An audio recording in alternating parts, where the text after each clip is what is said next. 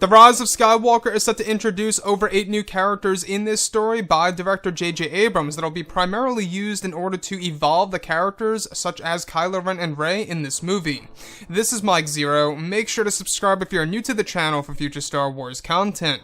So, to me, what's really exciting about Episode 9 is, of course, one of the brand new characters that will be introduced by Abrams, which is, of course, the Dark Acolyte / the new villain, also known as Vance, who holds a connection to the spirit of Sidious that will, in fact, confront both Kylo Ren and Rey in the third act of this film.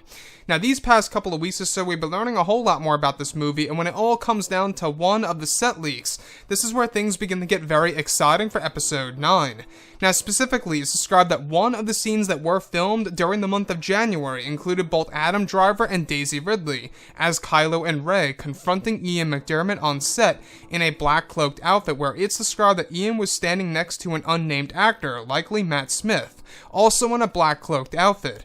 One of the sequences involved a moment in which Ian McDiarmid reached his arm out toward Kylo, portrayed by Adam Driver, holding Anakin's lightsaber, where Palpatine is said to ignite the blue blade, mentioning and questioning Kylo that this was his grandfather's lightsaber many years ago, and also Luke's.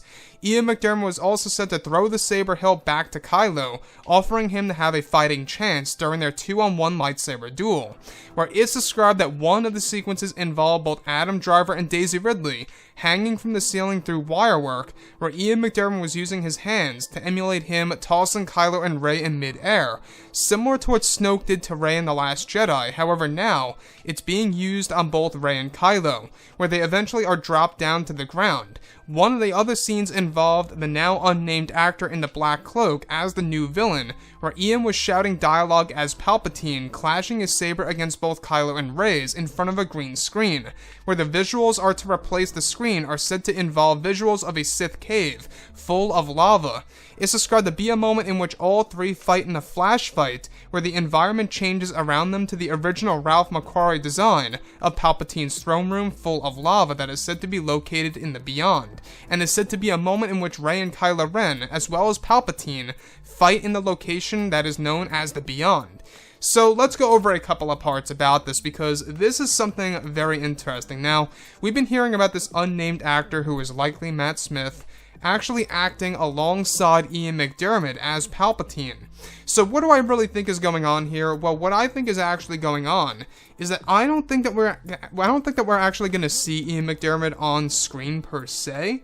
I believe that we will see him in the morphing segment. In case you guys haven't heard, there is going to be a morphing sequence in this movie in which the dark side energy is said to actually take over the Dark Acolyte's body, in which the face begins to slowly age and change to somewhat mimic Palpatine's original look and design. So I could see where Ian McDiarmid most likely will come into play for that sequence, but other than that, I think and feel that the unnamed actor, by the way, it's gotta be Matt Smith, most likely is lip-syncing to what Ian McDiarmid is actually delivering as Emperor Palpatine. That's what I think is really going on here, but that's just my take.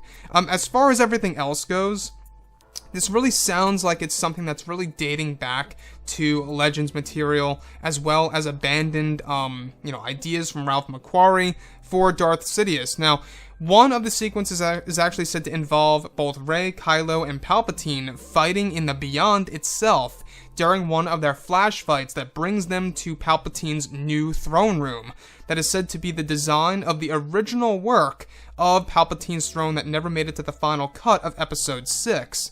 So this is really interesting, because this is said to be a place full of lava around both Rey, Kylo, and Palpatine as they fight in front of a stone throne.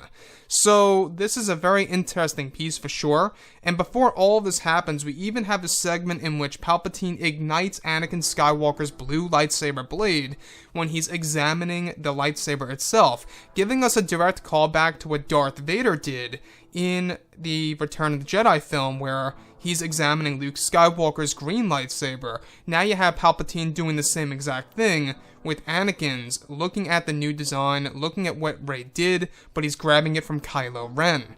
So you can really see all the callbacks to the originals and some of the abandoned ideas that never made it to the final cut of Episode 6 that are now being implemented into Episode 9.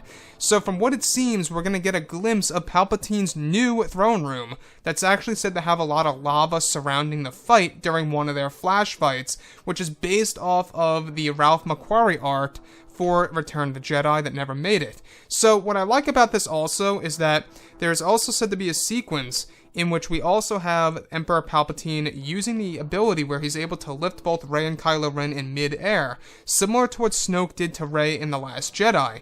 So this really could very well either be a hint that Snoke is indeed Palpatine, like all the other hints and or indicators that we have gone over, or something else entirely.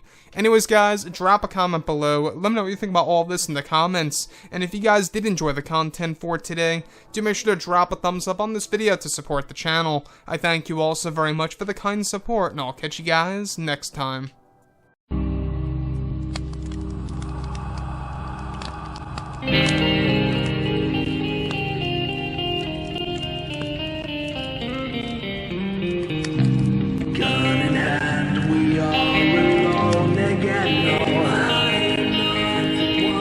From night to moon.